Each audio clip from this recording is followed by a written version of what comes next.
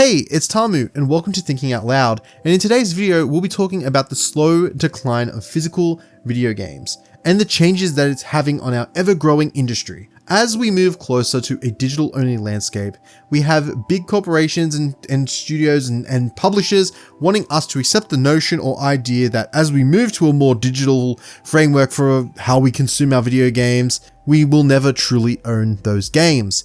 It sparks a level of concern and controversy that just doesn't sit right with many, myself included. As someone who personally loves amassing a collection of physical games over the years and even to this day, there is something to me that is special about being able to buy a game, have a physical copy of that game, and just being able to slot it into the disc tray and play.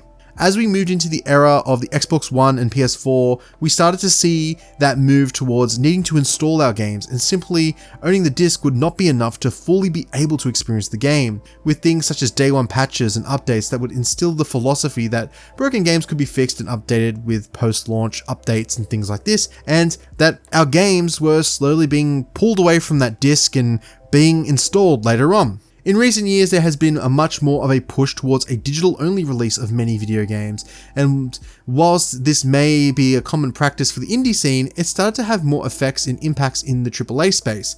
I can understand in some cases like Alan Wake 2 or Hi-Fi Rush being released digitally to save on costs of physical games, but in many instances, it just feels like this push towards digital-only is coming at a cost. I think whilst the notion of having a digital library and freeing up physical space in your home may seem advantageous or a nice prospect, there are just recent comments that really spark doubt and concern within myself, and I'd imagine many of you. I think of Ubisoft's CEO Yves Guillemot stating that gamers should get comfortable with not owning their games, and more recently there was an updated disclaimer when making a purchase on Steam that indicates that you are purchasing a license to play a game and that you do not own the games that you've purchased. So for someone like me who does have like a massive Steam library, I have to like future-proof and think about whether or not I'm owning these games and the longevity of a platform. I'm confident Steam will be around for the long haul, but nothing is ever certain. There are alternative sites that run physical copies such as Limited Run Games or Pix and Love and I'm 8-Bit, all these types of things, but these are limited copies and these are more like a homage to games that have released, and they release a collector's edition, special editions, and they do give you limited access, and these serve more as a collectible than being able to just easily and readily access many of these games, and making those purchases does come at a cost sometimes, and it is expensive. And I think like as we move more and more further, we are really starting to just lose our ability to really own our video games. And I don't know, it just does not sit right with me. I look at the recent release of Doom the Dark Ages, and the fact that only 89 megabytes of that game was on the disc and the rest of it was being downloaded serves as something to me where I think, imagine in the future where you just don't have internet or the capacity to have your PS5 connect to internet, then you will not be able to essentially play a game that you've paid a premium price for. And as we move towards this new price point for video games, where games are being priced at $70 to $80 and you may not be able to own and play these games if you don't have an internet connection, kind of just feels like putting salt on the wound. There is one area of importance which I do believe needs to be further explored, and that is the area of game preservation. With countless levels of ROM sites being struck down, it does feel like we are under threat at the idea of preserving many of these games that have come before.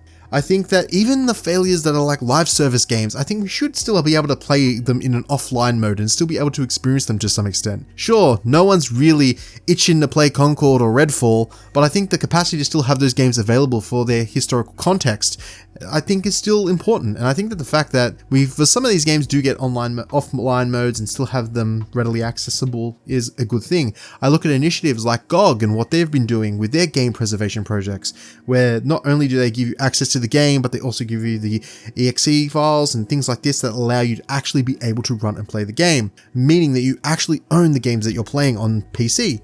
And I think that as we look further into the future, we need to be more cautious and more understanding of the digital environments and what we do own, because I think if there is one thing that is really worrying me in this whole industry, it is that we are paying more and we are owning less. And I would like to see a day where we can kind of go back and maybe just relive the good old days of just being able to pick up a physical case. And don't get me wrong, I love services like Game Pass, and I think these things do serve a net benefit to the industry, but I think when we have them as the only alternative, or having like digital services that allow us to access our games, it takes away a lot of agency and capacity to just own things when these services inevitably do go offline and are sunsetted and the new consoles release, and then they try to get us to pay for the games all over again, or their new and improved HD versions or whatever they want to try and remaster. I mean, look at The Last of Us. They've got 3 iterations of their game, and you know, the infamous joke about Skyrim being remastered how many times.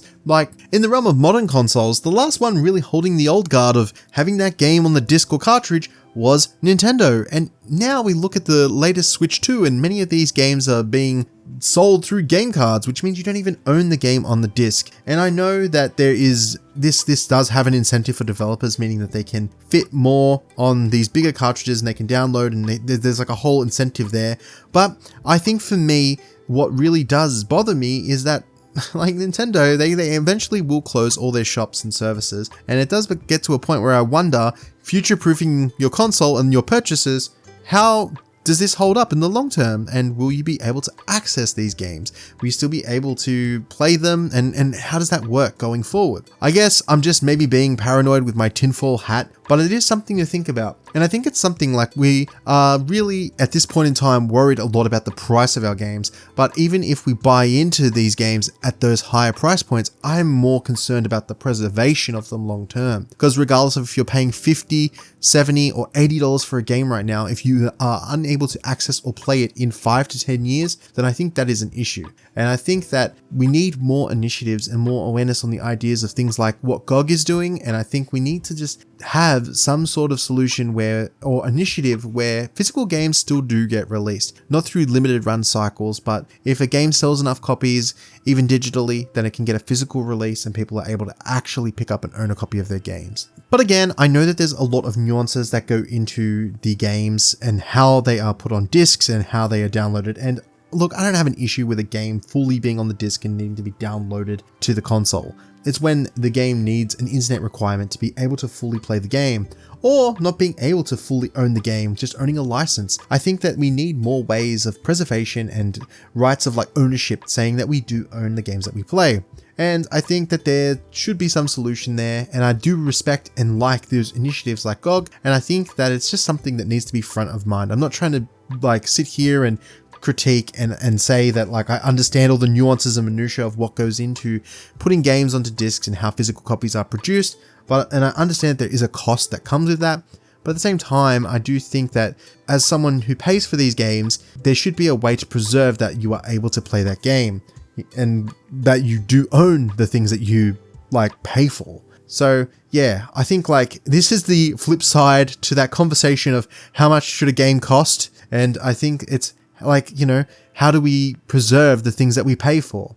And with all these discussions and talks and the recent trends and changes that we're seeing, it is something that is a cause for concern. And I hope we are able to just go back to kind of the days of old where we can still just pick up a physical copy of a game and still own our games. But I mean, it just doesn't look like it's the case. And I know I sound kind of sour, and I'm not trying to, but I'm just like chatting and giving my opinion, like my little like layman take on this thing. And yeah, but let me know what you think down below. Are you someone who collects physical games? Are you okay with this more push and leaning into a digital environment purely? Like, let me know down below. Do you think that I'm just like overreacting to this whole thing? Do you think like licenses and owning a game purely just like owning the license is enough? Do you think like we can rely on services like Game Pass and PlayStation Plus going forward? Do you think there should be ways that we can still access our old GameCube games that aren't just through a Nintendo service or through paying like $200 to $300 on eBay to try and own that game? Let me know down below what you think. And this has been Thinking Out Loud. I'm Tamu, and I try to do this stuff regularly, and I haven't put one out in a while, but I'm going to be trying to make more of these going forward. And yeah, thanks for stopping by and listening to my stuff. And if you really enjoyed this video, considering subscribing, because I like doing this stuff and I like talking about games. Anyways, thanks for watching. Have a good one.